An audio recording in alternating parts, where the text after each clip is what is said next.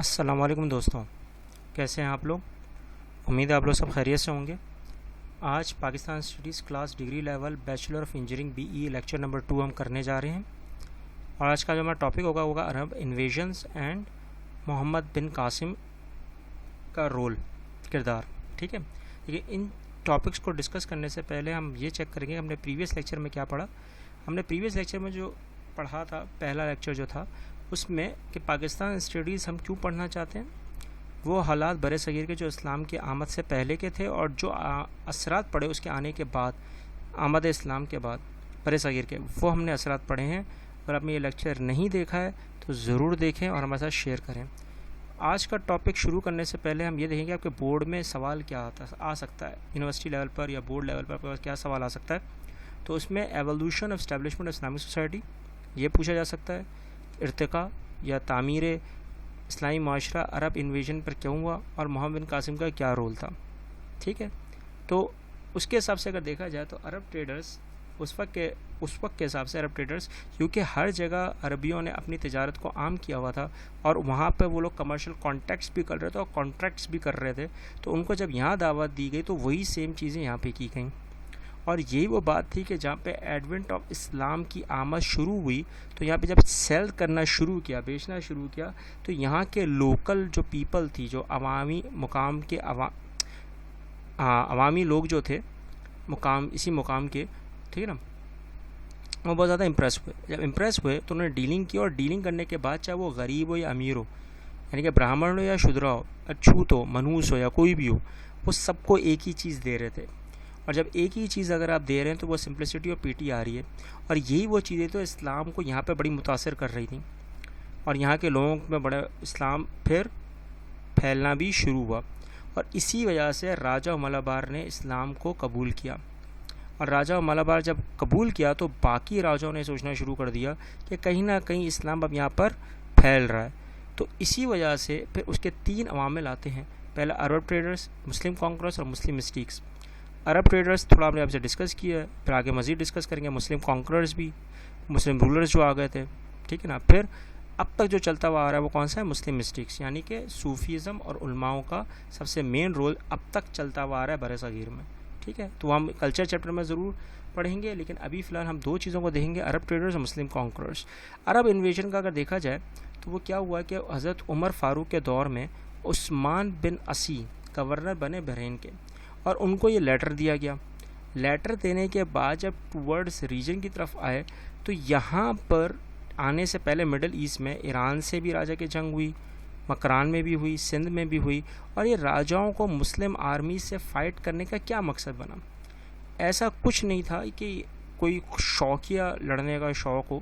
کہ نہیں ہم لڑیں گے تو آگے بڑھیں گے، ایسا نہیں تھا۔ اصل یہ بات ہوئی تھی کہ اسلام کوئی ایلین مذہب نہیں تھا، یہ شروع سے آیا ہوا ہے۔ بہت سے مذاہب میں یہ مینشن ہے کہ حضرت آدم علیہ السلام کے دور سے ہی مسلم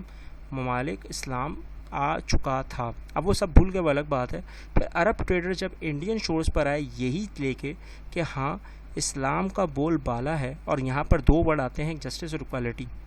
یہ لوگ اسی طرح جب کر رہے ہیں تو جب یہاں پر آ کے انوائٹ کیا جاتا ہے کہ وہ بیچیں تو وہ یہی چیز شو کرتے ہیں، اور اسی شو میں پھر وہ ہجرہ کیلنڈر شروع ہوتا ہے کہ کب آنا ہے اور کب جانا ہے، اور کون سے سیزن میں کیا چیز بیچنی اور کیا چیز نہیں بیچنی۔ یہ وہ ساری چیزیں تھیں جہاں پہ میپ اور کیلنڈر فرسٹ ٹائم جو پورا انٹروڈیوس کروایا گیا وہ کس کی طرف سے، مسلمانوں کی طرف سے۔ اور جب یہاں کی لوکل پیپل، یہاں کے جو مقامی لوگ تھے، وہ بہت زیادہ امپریس ہوئے یہ چیزیں دیکھ کے، اور ان کی سمپلسٹی اور پیٹی دیکھ کے، کیونکہ انہوں نے یہ دیکھا کہ یہ لوگ ان چیزوں پہ اتنا زیادہ عائل ہیں، تو اس وقت کے جو شودراس تھے، اچھوت تھے، وہ اسلام قبول کرنے پر آ گئے، اور جب اسلام قبول کرنے پر آ گئے تو ان کو لگا کہ اب اچھا ہی ہوگا۔ لیکن کرننگ نور جو شیخ شروف بن مالک نے جو اس وقت ان سے بیعت لی اور کرننگ نور مسلمان ہو گئے، تو اس کو دیکھ کر اور مزید راجاؤں نے یہ سوچا کہ اب اسلام یہاں پر پھیلتا چلا جا رہا ہے، تو کیا ہوگا؟ اب ظاہر سی بات ہے، جو اس وقت کے جو راجہ دھارے صاحب تھے، بہت ہی زیادہ کرول اور بہت ہی زیادہ باربیرک ہو چکے تھے، ان کو یہ لگا کہ اب اسلام یہاں پھیلے گا۔ تو اس وقت کے جو حجاج بن یوسف تھے، جو عراق کے گورنر تھے، ٹھیک ہے نا، ایڈمنسٹریٹر تھے، انہوں نے اپنے قافلوں کو یہاں پہ بھیجا ہوا تھا سندھ کی طرف رول کرنے کے لیے، نہیں ہندوز میں رول کرنے کے لیے بھی نہیں، یہ بعد میں ہوا۔ وجوہات کیا تھیں کہ جب مسلمان وہاں جا رہے ہیں تو ایسے کیا واقعات ہوئے کہ ان سے جنگ کرنا پڑ گئی؟ پہلا جو واقعہ ہوا وہ یہ تھا کہ معاویہ بن حارث اور معاویہ بن حارث ان دونوں نے مل کر اس وقت کے جو مکران کے گورنر تھے سعید بن اسلم کو قتل کر دیا، اور یہ جا کے چھپ کے کہاں بیٹھ گئے؟ ظاہر کے پاس۔ اب ایسی بات ہے بیٹا، کچھ مذاہبوں میں بھی اچھے لوگ ہوتے ہیں اور برے لوگ ہوتے ہیں، اسی طرح مسلمانوں میں بھی کچھ اچھے مسلمان ہیں اور بہت زیادہ برے بھی ہیں، ٹھیک ہے نا؟ تو وہ جب وہاں جا کے بیٹھ گئے تو طاہر نے جب ان کو ریفیوز کیا حجاج بن یوسف کو کہ نہیں ہمارے پاس نہیں ہے، اسی وجہ سے ریپارٹیشن ہوئی۔ اور پھر یہ ایک واقعہ تو تھا ہی تھا، پھر دوسرا میجر واقعہ کیا ہوا آپ کی تصویر میں آ رہا ہے، یہ دبل کا پورا ایریا آ رہا ہے، اور اس وقت کے حساب سے سندھ یہ جو پورا شور جا رہا ہے،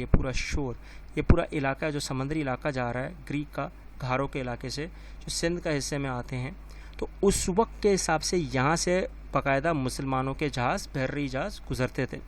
اب گزرنے کے بعد ان کے پاس سارا سامان جو ہوتا تھا، جو بھی وہ لا رہے ہوتے تھے بیچنے کے لیے، وہ یہاں کے کچھ لٹیرے تھے، پائرٹس تھے، جو لوٹ کے مار کے بچوں، عورتوں، مردوں سب کو مار کر بھاگ جایا کرتے تھے۔ اب حجاج بن یوسف نے باقاعدہ عراق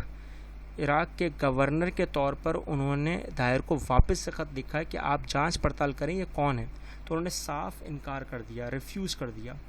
اب جب ریفیوز کر دیا، ایسا کیسے ہو سکتا ہے کہ ان کو پتہ نہ ہو کہ ان کے گھر میں آ کے کوئی ان کو لوٹ کے جا رہا ہو اور ان کو پتہ نہ ہو، ٹھیک ہے نا، اور آمنے سامنے لوٹ کے جا رہا ہو۔ اس وقت کے خواتین، مردوں،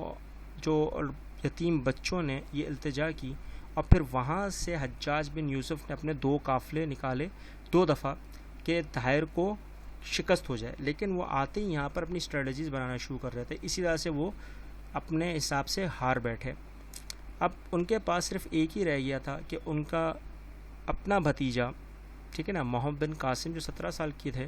وہ ایجپٹ فتح کر چکے تھے، مصر فتح کر چکے تھے، ان کو خط لکھتے ہیں اور وہ وہیں سے نکلتے ہیں اپنے سپہ سالاروں کے ساتھ۔ کم سے کم 21,000 ہیں، کہیں 48,000 لکھا ہے، کہیں 72,000 لکھا ہے، تو کم سے کم سے سٹارٹ کرتے ہیں 21,000 سے۔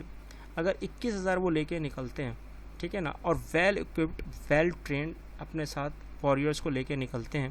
اور 21 دن کا سفر کر کے وہ یہاں پہ پہنچتے ہیں مکران کی طرف، اور دبل ایریا سے ہوتے ہوئے آتے ہیں، تو وہاں سے وہ نہ رکتے ہیں، بیٹھتے ہیں، نہ کوئی اسٹریٹجی بناتے ہیں، آتے ہی فوراً اٹیک۔ وہ اس لیے اٹیک کرتے ہیں کہ ان کو پتہ تھا کہ پہلے بھی اگر 2 قافلے گئے ہیں اور وہ ہار کر آ گئے ہیں، اسی وجہ سے تو پھر انہوں نے آتے ہی فوراً اپنی اسٹریٹجیز بنا لی، اور جب راجہ طاہر کو شکست دی تو مزید وہاں کے جو راجہ تھے وہ اور گھبرا گئے، اور بوکھلاٹ میں وہ بھی شامل ہو کر ان کو بھی ہرا دیا۔ اب یہ ان کا سیلف ڈیفینس اتنا زبردست تھا، ان کی اسٹریٹجی اتنی زبردست تھی کہ 712 تک یہاں پر پورا ان کا قبضہ ہو چکا تھا۔ اب یہ وہ باتیں تھیں جو اس وقت کے حساب سے میچ نہیں کر رہی تھیں، لیکن حیرانی کی بات یہ کہ مسلم آرمی پھر بھی جیت گئی، کیونکہ اس وقت کا ایمان، اس وقت کا ان کا انصاف، عدل اتنا بہترین تھا کہ بس نہیں۔ اور یہ وہ بات تھی کہ محمد بن قاسم کو باقاعدہ انہی 2 اصولوں پر، جسٹس اور ایکوالٹی پر، یہاں کے لوگوں نے بڑا سراہا، اور وہ کانکرر اور سب سے زیادہ اہمیت کے حامل بنے اسی وجہ سے، کیونکہ یہاں کے لوگوں کو انہوں نے اپنی معصومیت اور اپنے جذبات میں رکھتے ہوئے کام کیا کہ جتنے لوگ جو اس وقت مسلمانوں کو مارے تھے صرف انہی کو مارا، ٹھیک ہے نا، انہی سے جنگ کی، باقی سب کو آزاد کر دیا، چاہے وہ ہندو ہوں کوئی بھی ہوں۔ اور اسی لحاظ سے جب یہ دیکھ کر، جسٹس اور ایکوالٹی دیکھ کر، باقاعدہ یہاں کے باقاعدہ مقامی عوام نے فوراً اسلام قبول کر لیا۔ اب یہ اتنے بڑے سپہ سالار گزرے ہیں، لیکن ہم یہ بھی ہسٹری بھلا کے بیٹھے ہوئے ہیں،